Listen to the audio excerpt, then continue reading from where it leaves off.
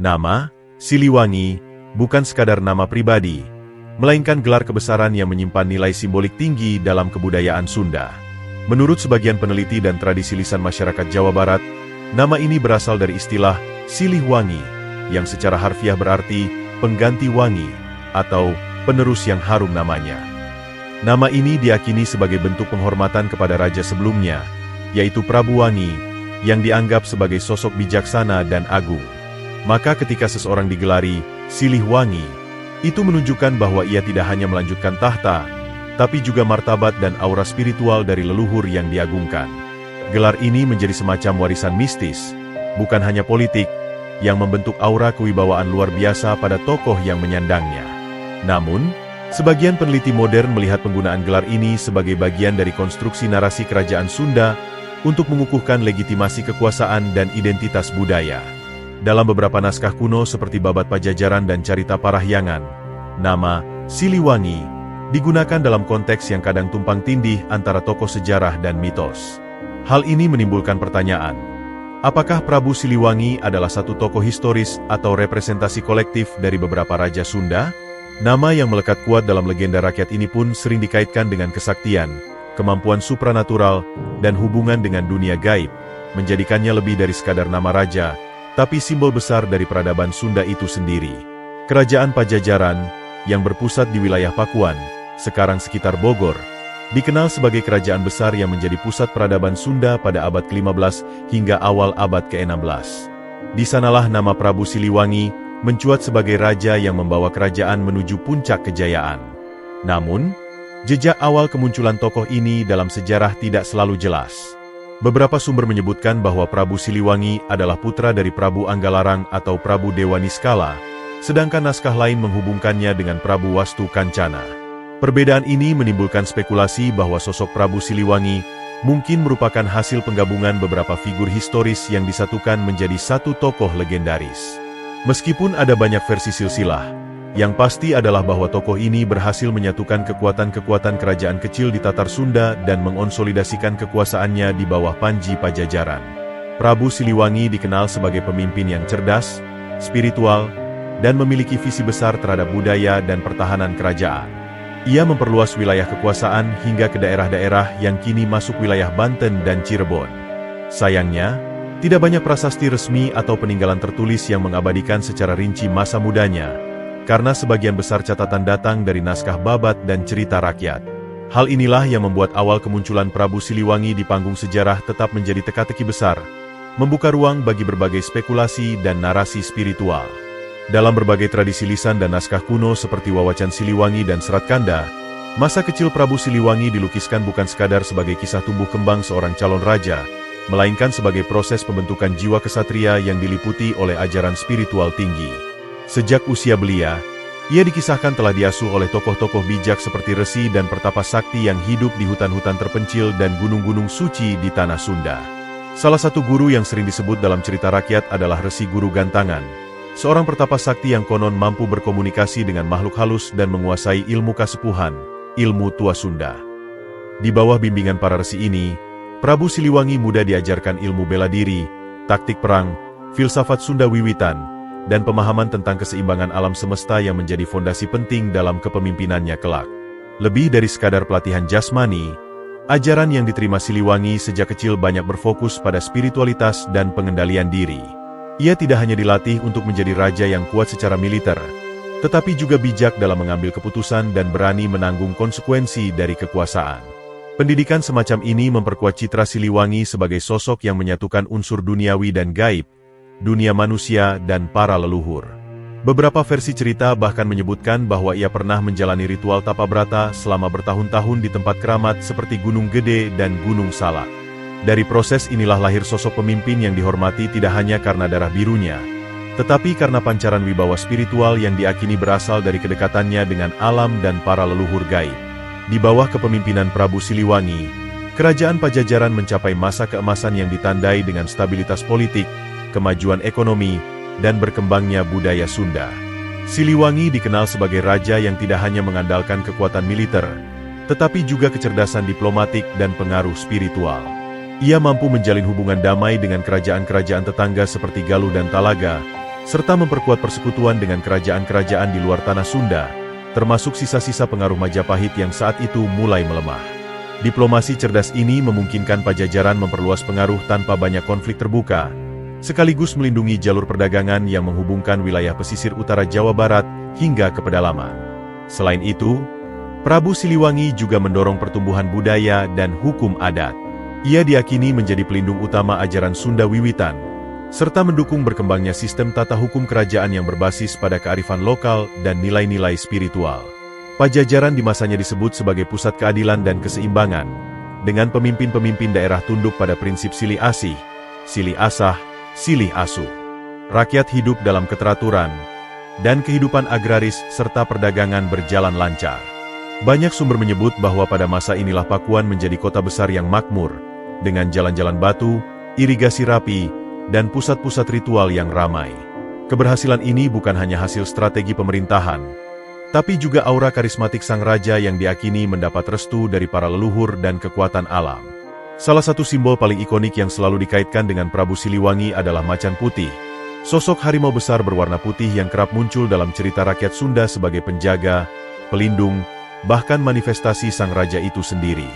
Dalam kebudayaan Sunda, harimau bukan sekadar hewan buas, melainkan lambang kekuatan, keteguhan, dan kewibawaan spiritual. Macan putih dianggap sebagai perwujudan roh leluhur atau penjelmaan energi gaib yang menyatu dengan kekuasaan Prabu Siliwangi. Banyak tokoh adat dan spiritualis percaya bahwa Prabu Siliwangi memiliki kemampuan manunggaling kawulalan Gusti, menyatu dengan alam dan makhluk gaib, hingga bisa berubah wujud menjadi macan putih sebagai bentuk perlindungan terhadap kerajaan dan rakyatnya. Mitos ini tidak hanya berhenti pada simbolik, tetapi juga sering dikaitkan dengan penampakan nyata di tempat-tempat keramat, seperti di Gunung Salak, hutan Leuung Sancang, hingga daerah sekitar Pakuan. Cerita-cerita dari masyarakat lokal menyebut bahwa macan putih kerap muncul di waktu-waktu tertentu, terutama saat terjadi gangguan pada alam atau ketika wilayah tersebut mengalami ketidakseimbangan spiritual. Dalam konteks sejarah, legenda ini menjadi penanda bahwa kekuasaan Prabu Siliwangi tidak hanya bersifat duniawi, tetapi juga memiliki legitimasi dari dunia spiritual yang kuat. Hingga kini, banyak masyarakat yang percaya bahwa macan putih adalah penjelmaan abadi Sang Prabu yang tetap menjaga tanah Sunda meskipun tubuh kasarnya telah lama menghilang. Ini memperkuat citranya sebagai pemimpin yang tak pernah benar-benar mati, hanya bersembunyi dalam dimensi yang tak kasat mata. Salah satu aspek paling kontroversial dari kisah Prabu Siliwangi adalah hubungannya dengan agama Islam yang mulai menyebar luas di Nusantara pada abad ke-15. Banyak sumber menyebutkan bahwa Prabu Siliwangi menolak untuk memeluk Islam meskipun pengaruh ajaran tersebut telah masuk melalui para wali, pedagang Arab, dan kerajaan-kerajaan Islam di pesisir utara Jawa seperti Cirebon dan Banten. Namun penolakan ini tidak bersifat frontal atau bermusuhan.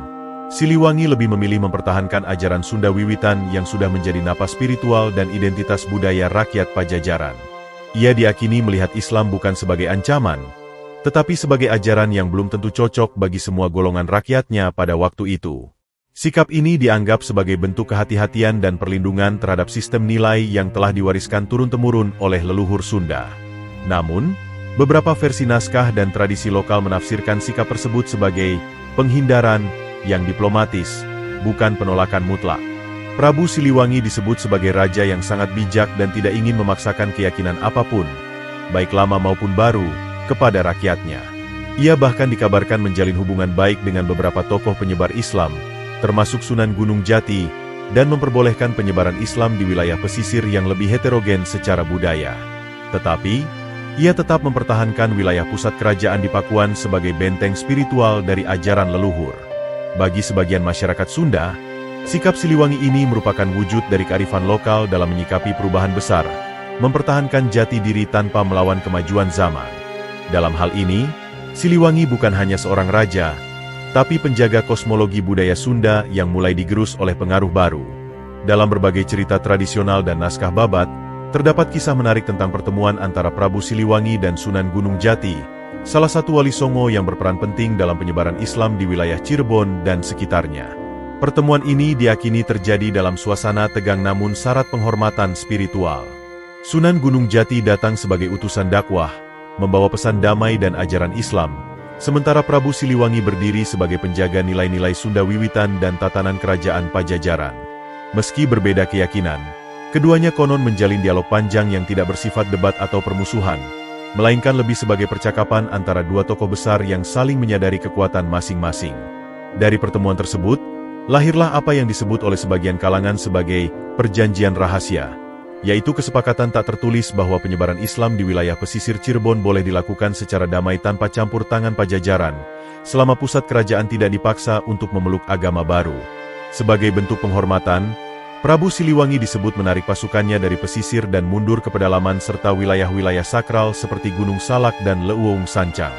Perjanjian ini mencerminkan sikap bijaksana Sang Prabu dalam menghadapi perubahan zaman, bukan dengan peperangan, tetapi dengan strategi kebudayaan dan spiritual.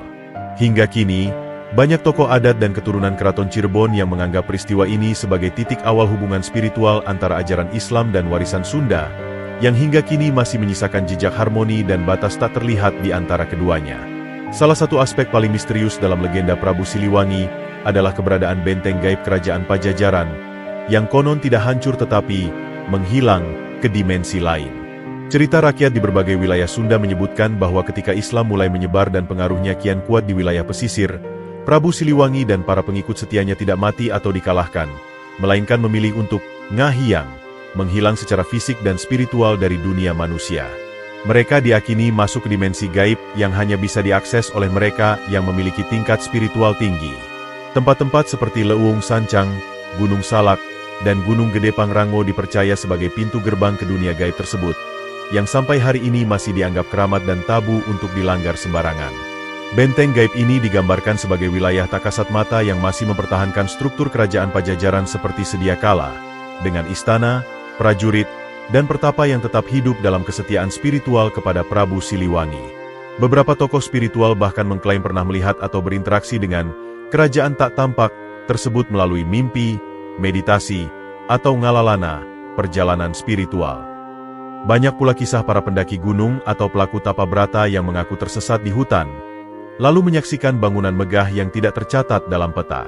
Fenomena ini semakin memperkuat keyakinan masyarakat bahwa kerajaan Pajajaran tidak pernah benar-benar punah, melainkan hanya berpindah alam demi menjaga kesucian ajaran leluhur. Dengan demikian, benteng gaib ini menjadi simbol keteguhan budaya Sunda yang tak bisa dihancurkan oleh waktu atau pengaruh luar. Ia hanya menunggu saat yang tepat untuk kembali. Runtuhnya kerajaan Pajajaran bukan hanya menjadi peristiwa sejarah, tetapi juga diliputi oleh nuansa mistis dan kisah-kisah penuh teka-teki.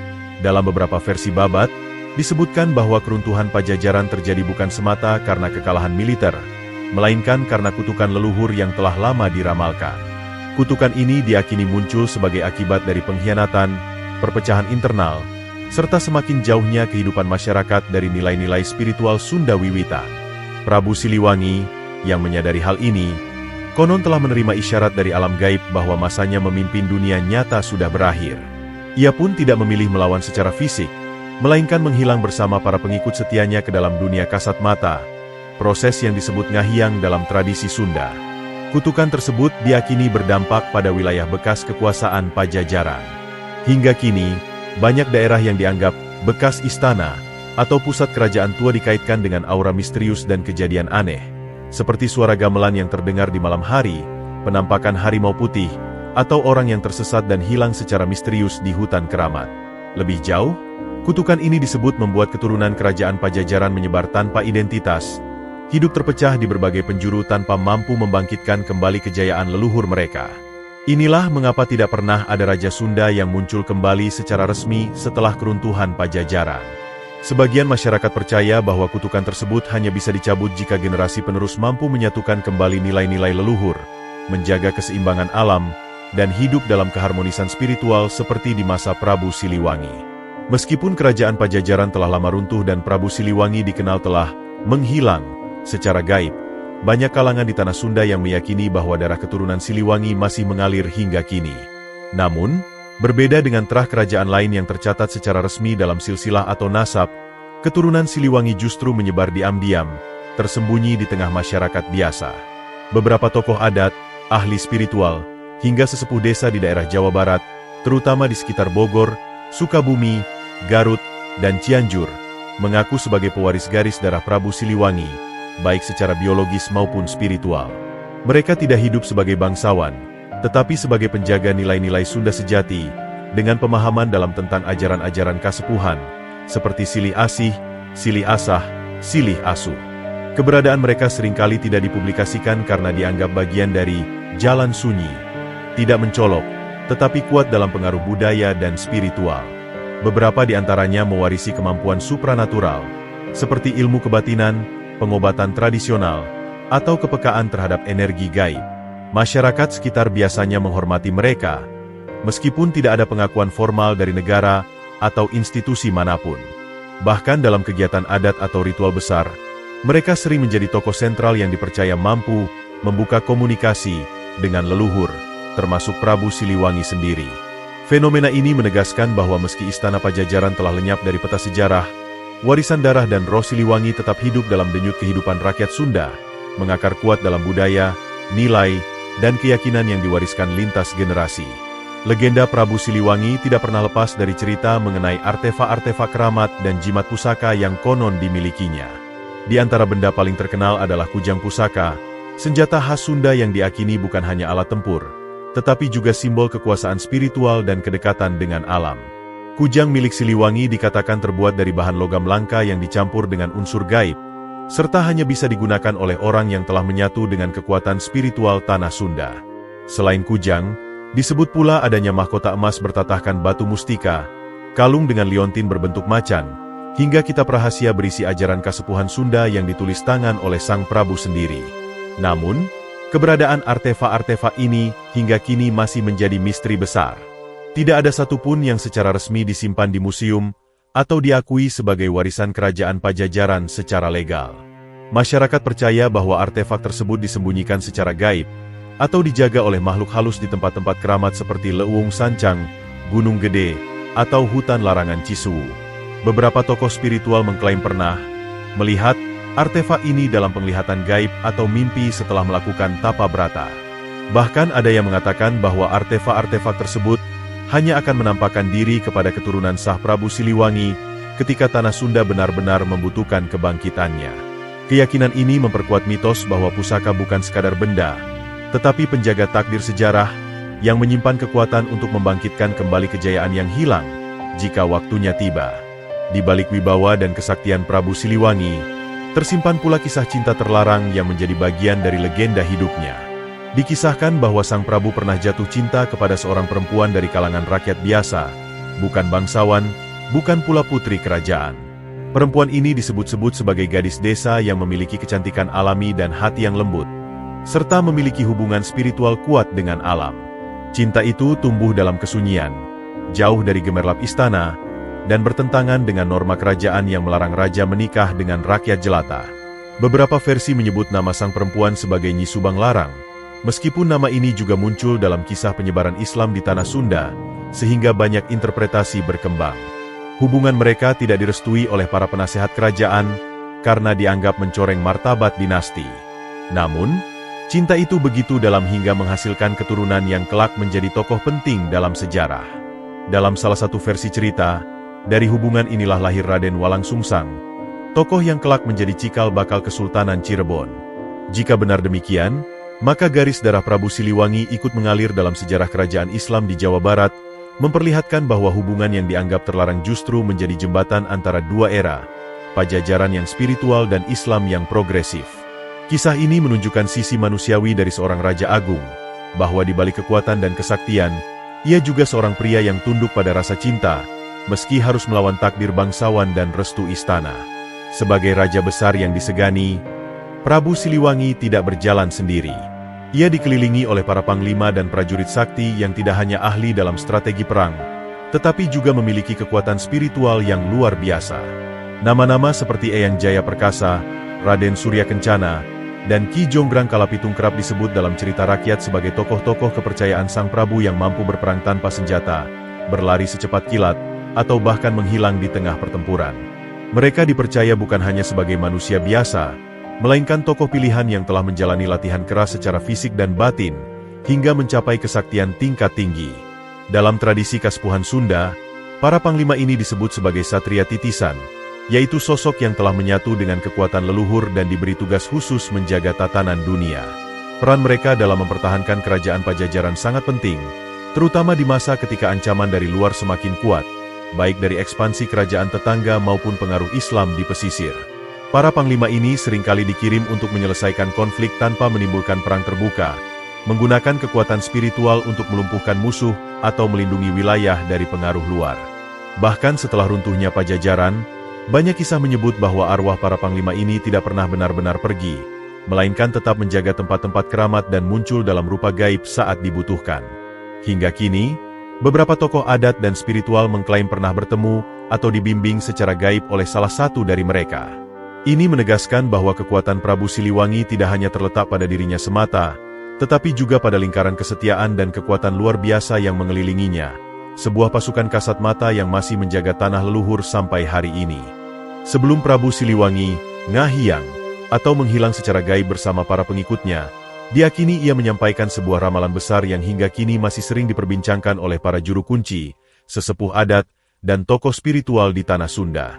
Ramalan tersebut konon berisi pesan-pesan tentang masa depan Nusantara, khususnya tanah Parahyangan, dan nasib rakyatnya jika nilai-nilai kearifan lokal ditinggalkan.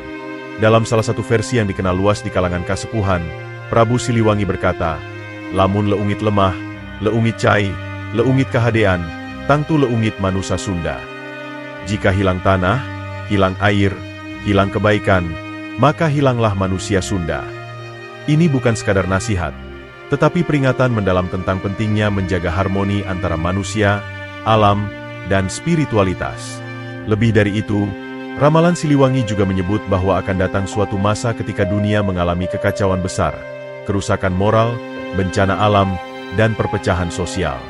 Namun, pada saat yang sama, akan lahir generasi baru dari keturunannya yang mampu membangkitkan kembali semangat Sunda sejati. Mereka tidak akan datang dengan pedang atau mahkota, tetapi dengan ilmu pengetahuan, kebijaksanaan, dan kesadaran spiritual tinggi. Beberapa tokoh spiritual Sunda percaya bahwa tanda-tanda ramalan ini mulai terlihat: meningkatnya bencana lingkungan, lunturnya nilai adat, dan krisis identitas budaya. Maka, ramalan Prabu Siliwangi tidak hanya menjadi kisah masa lalu, tapi juga kompas untuk menghadapi masa depan, sebuah panggilan untuk kembali kepada akar, sebelum semuanya benar-benar terlambat. Salah satu keyakinan paling kuat dalam tradisi masyarakat Sunda adalah bahwa Prabu Siliwangi tidak pernah benar-benar wafat, melainkan masih hidup dalam bentuk gaib, menjaga tanah Sunda dari balik tirai alam kasat mata. Kepercayaan ini bersumber dari konsep Ngahiang, yaitu menghilangnya seseorang ke alam gaib setelah mencapai tingkat spiritual tertinggi. Dalam banyak cerita rakyat, Prabu Siliwangi bersama pasukan dan pengikut setianya diakini masuk ke dimensi lain di hutan keramat seperti Leuung Sancang, Gunung Salak, atau Gunung Gede Pangrango, tempat di mana ia masih bersemadi hingga saat ini. Beberapa masyarakat bahkan mempercayai bahwa ia bisa hadir kapan saja dalam bentuk makhluk halus, sosok berjubah putih, atau bahkan macan putih yang muncul tiba-tiba sebagai pertanda kehadirannya. Kesaksian mengenai kemunculan Prabu Siliwangi dalam wujud misterius tidak hanya berasal dari masyarakat biasa, tetapi juga dari para tokoh spiritual dan pelaku tapa brata yang mengaku pernah bertemu atau berkomunikasi langsung dengannya dalam keadaan trans atau mimpi. Cerita tentang pertemuan ini selalu ditandai dengan rasa tentram, aroma harum bunga, dan pesan-pesan bijak tentang kelestarian alam dan keadilan hidup. Ada pula keyakinan bahwa Sang Prabu akan muncul kembali secara nyata ketika tanah Sunda dalam bahaya besar, atau saat ajaran leluhur benar-benar dilupakan. Oleh sebab itu, hingga kini banyak tempat keramat dijaga dan dirawat sebagai bentuk penghormatan kepada kehadiran gaibnya. Mitos ini memperkuat posisi Prabu Siliwangi bukan hanya sebagai tokoh sejarah, tapi juga roh pelindung bangsa Sunda, yang tidak mati, tidak hilang, tapi hanya menunggu waktu untuk bangkit kembali. Salah satu legenda paling menarik dalam jagat spiritual Nusantara adalah adanya hubungan gaib antara Prabu Siliwangi dan Nyi Roro Kidul, Sang Ratu Pantai Selatan. Meski secara geografis dan politik mereka berasal dari dua dunia berbeda, Siliwangi dari pegunungan dan hutan Sunda, sedangkan Roro Kidul dari lautan selatan Jawa, namun dalam tradisi lisan dan kisah para spiritualis, keduanya diakini memiliki ikatan spiritual yang sangat kuat. Beberapa menyebut hubungan itu sebagai perjanjian leluhur, ikatan batin, bahkan cinta gaib yang menjembatani dua kutub kekuatan besar, daratan dan lautan. Dalam keyakinan tertentu, Prabu Siliwangi adalah penjaga alam atas dan daratan Sunda, sementara Nyi Roro Kidul menjaga batas bawah, lautan, dan segala kekuatan halus dari arah selatan. Legenda ini semakin diperkuat oleh kesaksian para tokoh spiritual yang menyebutkan bahwa dalam momen-momen tertentu, terutama saat upacara adat atau tapa brata, sosok Prabu Siliwangi dan Nyi Roro Kidul tampak hadir bersamaan dalam alam meditasi atau mimpi. Bahkan, beberapa kisah menyebutkan bahwa mereka pernah menyatukan kekuatan untuk menstabilkan energi Nusantara ketika terjadi kegaduhan besar yang mengganggu keseimbangan kosmis. Dalam tafsir kebatinan, hubungan ini tidak hanya romantis atau mistis, melainkan simbol penyatuan energi maskulin dan feminin, gunung dan laut, kekuatan raja dan ratu, dalam satu poros spiritual Jawa dan Sunda. Oleh karena itu, hingga kini banyak ritual adat di wilayah pegunungan maupun pesisir yang tetap menghormati kedua tokoh ini bersamaan, seolah menunjukkan bahwa kesatuan mereka adalah penjaga keseimbangan Nusantara yang tak boleh dilupakan. Meskipun Prabu Siliwangi dikenal luas sebagai raja bijaksana dan penuh wibawa, tak sedikit kisah yang menyebut bahwa di balik kejayaan dan karismanya, tersembunyi sisi kelam dari kepemimpinannya. Dalam sejumlah versi naskah lokal dan cerita yang hanya dituturkan secara lisan di kalangan kasepuhan, disebutkan bahwa Sang Prabu pernah mengambil keputusan-keputusan keras demi menjaga stabilitas kerajaannya. Salah satunya adalah eksekusi terhadap bangsawan atau panglima yang dianggap mengkhianati ajaran leluhur atau menjalin hubungan diam-diam dengan kekuatan asing, termasuk dengan utusan Islam dari wilayah pesisir.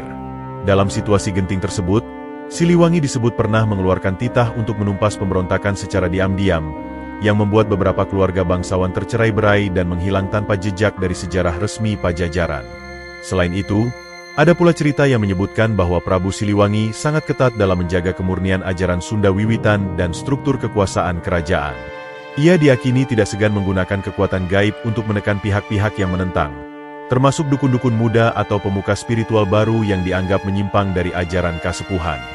Beberapa tokoh adat bahkan percaya bahwa kutukan-kutukan tertentu yang menimpa daerah di Tatar Sunda merupakan sisa-sisa dari hukuman gaib yang diturunkan oleh Prabu Siliwangi kepada mereka yang dulu berani melanggar titahnya. Meski kisah-kisah ini jarang dimuat dalam naskah resmi atau pelajaran sejarah, mereka tetap hidup di balik bisikan masyarakat adat, sebagai pengingat bahwa bahkan raja besar pun memiliki sisi gelap, dan kekuasaan spiritual bukan berarti tanpa bayang-bayang kekerasan atau pengorbanan. Selain dikenal sebagai raja yang bijaksana dan sakti, Prabu Siliwangi juga diakini sebagai penjaga sekaligus penulis ajaran rahasia yang termuat dalam sejumlah kitab kuno. Kitab-kitab ini tidak hanya berisi strategi pemerintahan dan militer, melainkan juga ilmu spiritual tinggi, petuah kehidupan, serta rahasia keseimbangan antara manusia, alam, dan dunia gaib.